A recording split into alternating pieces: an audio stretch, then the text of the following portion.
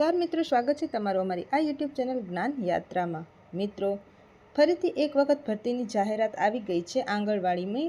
તો મિત્રો, હવે એમાં જે અપડેટ છે તો એમાં કઈ કઈ અપડેટ આવેલી છે, ગુજરાતમાં કયા જિલ્લામાં કેટલી જગ્યા ખાલી છે એના વિશે, અને ફોર્મ કઈ રીતે ભરવું તેમજ ફોર્મની લિંક ક્યાં છે, તો એ બધી વિગતો તમને આજના આ વિડીયોમાં મળવાપાત્ર છે।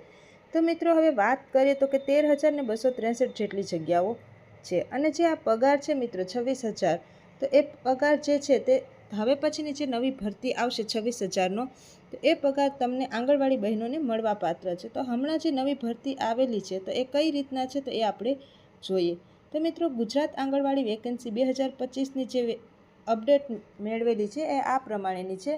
હવે જો મિત્રો, તો સૌ પ્રથમ તો ગુજરાત આંગણવાડી ભરતીની અપડેટ આવેલી છે, અને અપડેટમાં એવું છે કે અમદાવાદ સિટીની અંદર ઘણી બધી જગ્યા ખાલી છે। કુલ ટોટલ 39 જેટલી પોસ્ટ ખાલી છે, એમાં તમે એપ્લાય કરી શકો છો।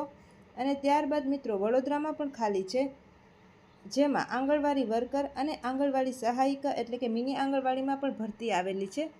હવે મિત્રો, જેની લાયકાતની વાત કરીએ તો કે આંગણવાડી વર્કરને ઓછામાં ઓછું 11 કે 12 ધોરણ સુધી પાસ હોવું જોઈએ, અને ત્યારબાદ આંગણવાડી સહાયક તો કે એને મિનિમમ 5 ધોરણ સુધી પાસ કરેલ હોવું જોઈએ। અને ત્યારબાદ મિત્રો, ફીની વાત કરીએ તો કે ગુજરાતમાં જે આંગણવાડી ભરતીમાં ફોર્મ ભરવાની કોઈ પણ પ્રકારની ફી લેવામાં નહીં આવે। ત્યારબાદ મિત્રો, વાત કરીએ સેલરીની તો કે ગુજરાત આંગણવાડીમાં વર્કર સેલરીમાં તો કે 11,500, અને મિની આંગણવાડીમાં વર્કર સેલરી હશે 6,500, અને ગુજરાત આંગણવાડી હેલ્પર સેલરી હશે 4,839। હવે મિત્રો, એમાં ડોક્યુમેન્ટની વાત કરીએ તો કયા કયા ડોક્યુમેન્ટ જોશે તો કે આધાર કાર્ડ, ત્યારબાદ 10માની માર્કશીટ, તમે જે ભણેલા હોય એની માર્કશીટ, એનું સર્ટિફિકેટ, તમે મેરેજ રજિસ્ટ્રેશન એટલે કે લગ્ન તારીખનો દાખલો, ત્યારબાદ બેંક પાસબુક, અને તમારું આધાર ઓળખ કાર્ડ અને રેશન કાર્ડની ઝેરોક્સ, આટલા પ્રૂફ તમારી પાસે હોવા જોઈએ। અને જે આની પસંદગી પ્રક્રિયા છે એ કઈ રીતે થશે તો કે ડોક્યુમેન્ટ અને ઇન્ટરવ્યૂ દ્વારા એની પસંદગી થશે। સૌપ્રથમ તમારે આનું એપ્લિકેશન કઈ રીતે આપવાની છે, તો તમારે એની એપ્લિકેશન આપવાની રહેશે, એની વેબસાઇટ ઉપર જવાનું છે, જે ટૂંક સમયમાં જાહેર થશે।